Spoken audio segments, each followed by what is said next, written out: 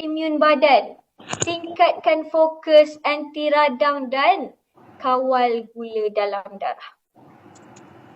Nutri Coffee ni best dia apa, tuan-puan? Masa kita tak release lagi, kita baru ada sampel.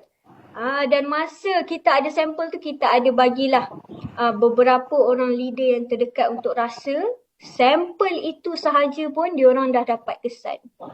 Ada yang boleh drive daripada KL balik ke Johor. Katanya fokus dia bertambah. Sebelum ni dia kena stop sekejap. Tapi bila minum Nutri Coffee, boleh drive direct balik ke Johor.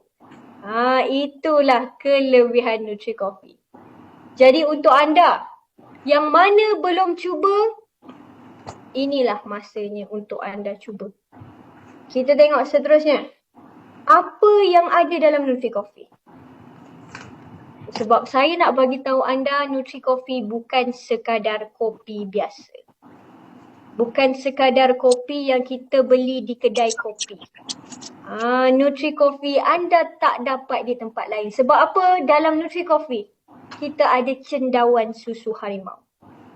Kita ada habatus sauda. Kita ada buah delima. Dan untuk pengetahuan anda, Nutri Coffee kita menggunakan krema bukan tenusu.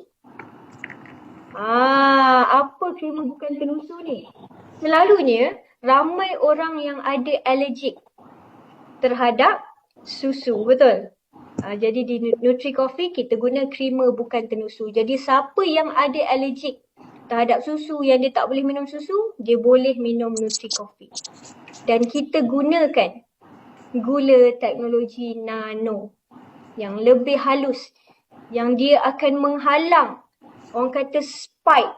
Untuk orang yang kencing manis, selalunya bila dia minum apa-apa yang manis, gula dia akan spike, betul? Tapi kalau anda minum Nutri Coffee, gula anda tu tak akan spike. Sebab kita pakai gula nano.